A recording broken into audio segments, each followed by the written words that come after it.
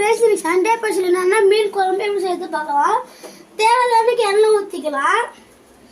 எண்ணெய் ஊற்றினோடனே எண்ணெய் காயிட்டும். எண்ணெய் காய்ஞ்ச உடனே என்ன எடுத்துருக்கணும் பார்த்தீங்கன்னா, இப்போ வெந்தயம், மிளகு, ஜீரகம், கடுகு இது காய்ஞ்ச உடனே போடலாம். இப்போ காஞ்சிருச்சு போட்ட. இப்போ நெக்ஸ்ட் என்ன போட போறோம்னா, கருவேப்பிலை, பூண்டு, பச்சை மிளகாய் எடுத்துருக்கோம். ஃபர்ஸ்ட் பூண்டு போட்டுக்கலாம்.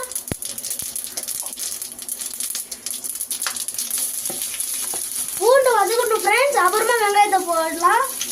இப்போ இதை போட்ட பிறகு நல்லா கிண்டி விட்டுக்கலாம்.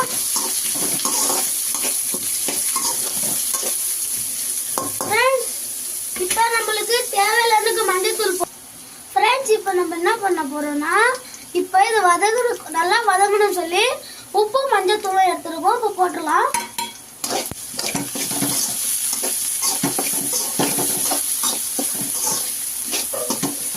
வதங்கட்டும் ஃப்ரெண்ட்ஸ்.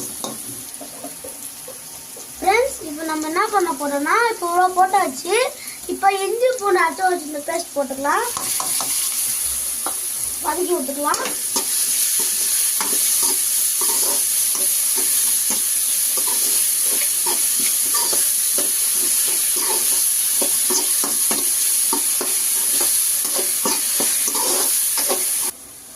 இப்போ நம்ம இதெல்லாம் போட்டு நல்லா வதக்கிட்டோம். இப்போ தக்காளி போட்டு இப்போ கொத்தமல்லி போட்டு நல்லா வதக்கிடலாம்.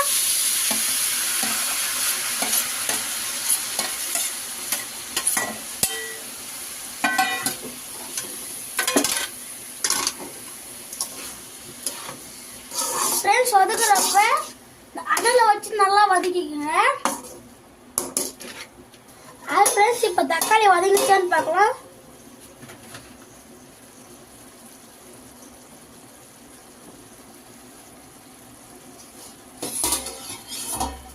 தக்காளி தண்ணி விட்டுக்கலாம். தக்காளி நல்லா வெந்துக்குது. இன்னும் கொஞ்சம் நல்லா ஊற்றும்.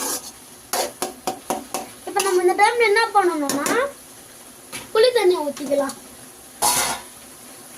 ஃப்ரெண்ட்ஸ், இப்போ தக்காளி நல்லா வதங்கிடுச்சு. இது கூட தனியா பொடி, இப்போ சில்லி பவுடர் போட்டுக்கலாம்.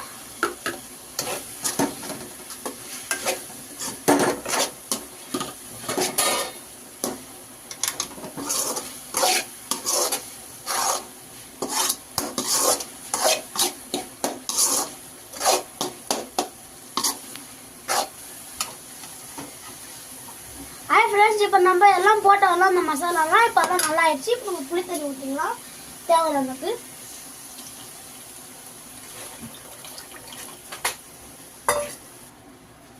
ஃப்ரெண்ட்ஸ், இப்போ நம்ம இன்னொரு டைம் தண்ணி ஊற்றிக்கலாம். கிண்டி விட்டு உப்பு பார்ப்போம். ஃப்ரெண்ட்ஸ், இப்போ குழம்பு நல்லா கொச்சிடுச்சு. இந்த டைமில் தான் நம்ம இப்போ மீனை போடணும்.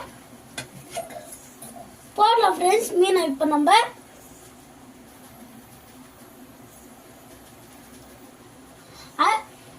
ஃப்ரெண்ட்ஸ், இப்போ நம்ம மீன்லாம் போட்டு வச்சு கிண்டி விட்டுடலாம். கிண்டி விட்டு இப்போ மூடி விட்டுடலாம். அது வெந்து விட்டுரும். மீன் ரொம்ப நேரம் ஆகாது. மூடி விட்டுருலாம்.